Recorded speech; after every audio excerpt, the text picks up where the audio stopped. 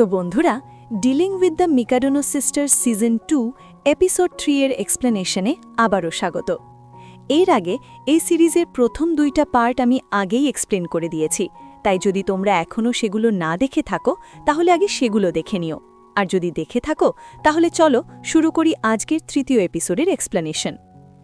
এপিসোডের শুরুতে আমরা নিকো আর মিভিকে দেখি, যারা বেশ অবাক হয়ে যায়, কারণ কাজুকিও তাদের সাথে টেবিলে বসে ডিনার করছে, আর এমনটা আগে কখনো হয়নি। সবাইকে একসাথে বসে খেতে দেখে ইউ খুবই খুশি হয়ে যায়। সে মনে মনে ভাবতে থাকে অবশেষে আজ তার রান্না সফল হয়েছে, কারণ তিনজনই খুব আনন্দ করে তার বানানো খাবার খাচ্ছে। এরপরের সিনে আমরা দেখি সব মেয়েরা তাদের নিজ নিজ কম্পিটিশনে যাওয়ার জন্য বের হয়ে যায়। কারোর প্রতিযোগিতা আছে, কেউ অভিনয়ের কাজে যাচ্ছে, আবার কারোর অন্য কাজ আছে। ফলে ইউ একাই বাড়িতে থেকে যায়, আর এতে সে একটু দুঃখী হয়ে পড়ে। কিন্তু পরে সে নিজেই ভাবতে থাকে যে এমনভাবে মন খারাপ করা ঠিক না, কারণ আগে তার মাও কাজের জন্য অনেক সময় 1 মাস পর্যন্ত বাড়িতে ফিরতেন না, আর সেই কারণেই তার আর তার মায়ের মধ্যে দূরত্ব তৈরি হয়েছিল। সে আরও ভাবতে থাকে যে এই 3জন মেয়ের আচরণও অনেকটা তার মায়ের মতো। এরপর সে নিজের ব্যাপারে ভাবতে থাকে, আসলে তার মধ্যে তেমন কোনো বিশেষ ট্যালেন্ট নেই। তখন সে মিকাডোনোর কথাগুলো মনে করে, যেখানে বলা হয়েছিল যে তাকে দরকার হবে, অর্থাৎ 3 বোনেরই তাকে প্রয়োজন।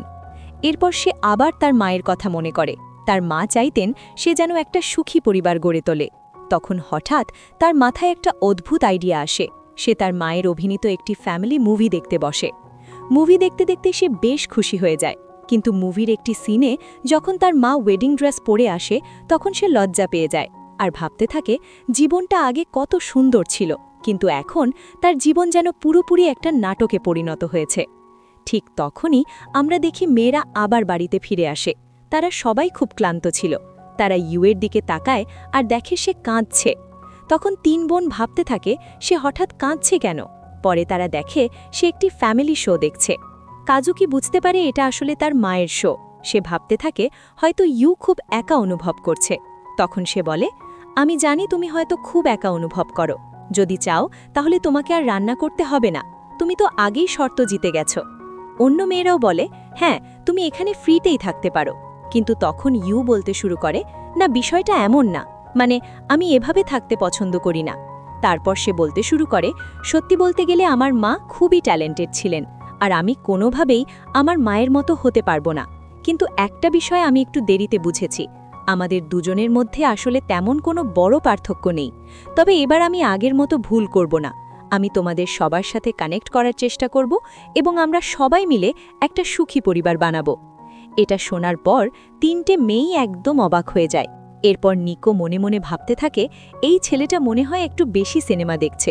সে আবার কি বলছে, সুখী পরিবার বানাবে, কি আজব আজব কথা বলছে। যদিও এসব ভাবার সময় সে একটু লজ্জায় ব্লাশও করছিল।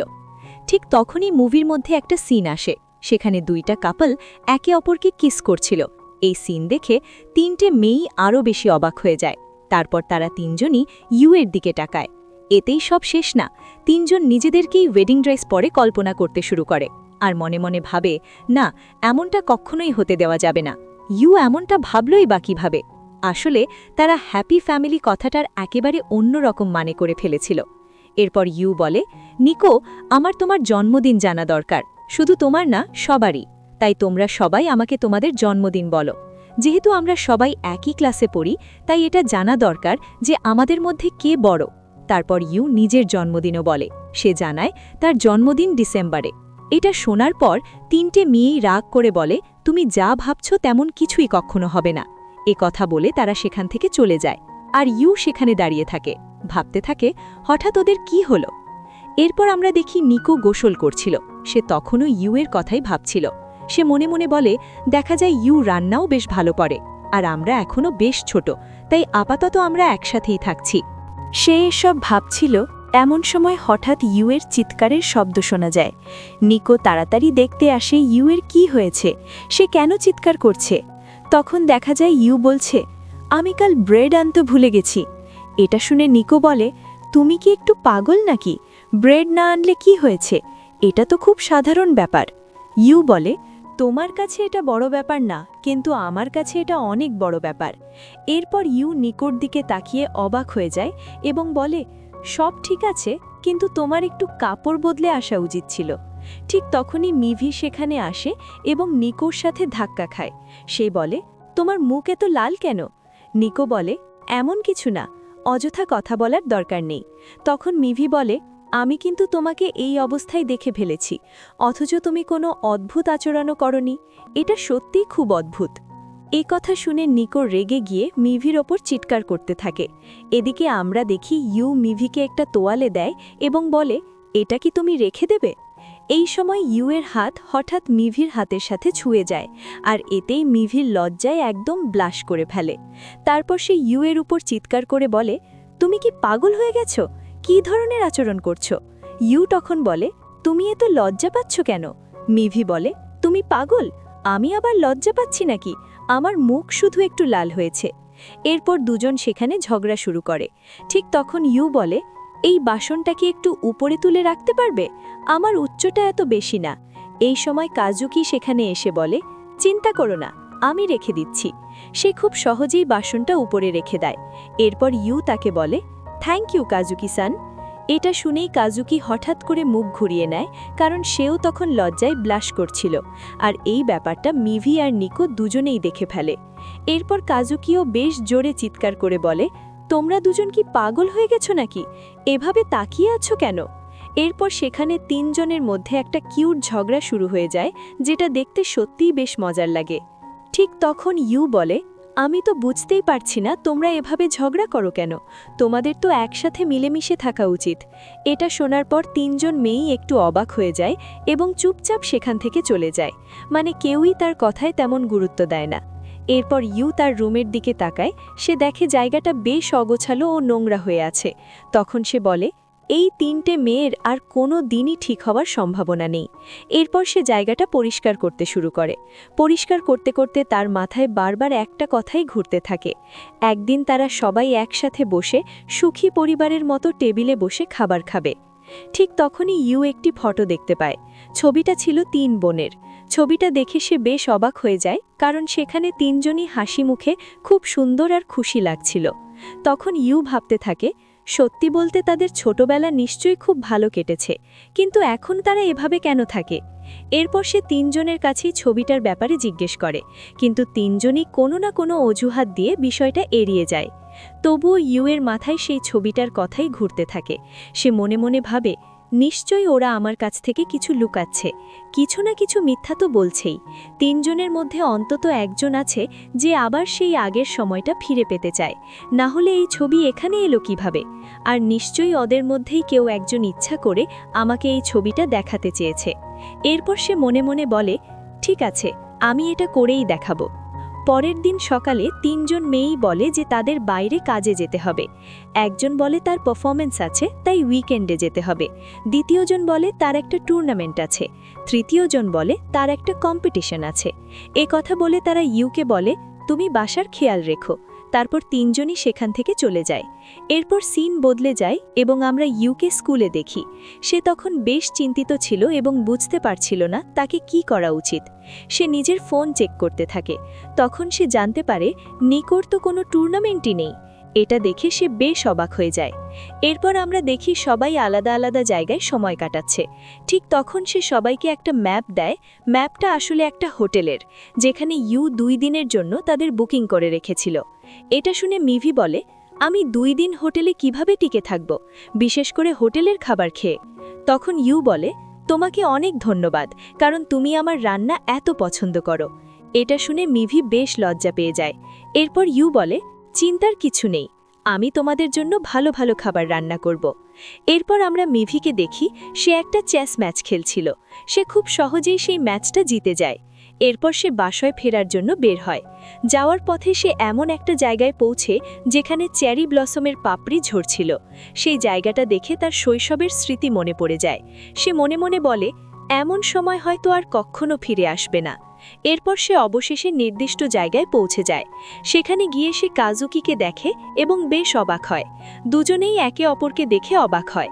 কাজুকি বলে, এখানেই আমার পারফরমেন্স আছে, এখান থেকে আমার থিয়েটার খুব কাছে। ঠিক তখনই সেখানে নিকোও চলে আসে। তখন তারা জিজ্ঞেস করে, মানে তোমার টুর্নামেন্টের কম্পিটিশনও কি এখানে? নিকো বলে, হ্যাঁ ঠিকই বলেছ। ঠিক তখনই সেখানে ইউ এসে হাজির হয়।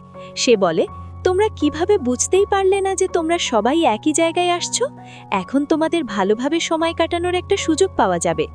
এটা শুনে তিনজন মেয়ে ইউ এর ওপর চিৎকার করতে শুরু করে।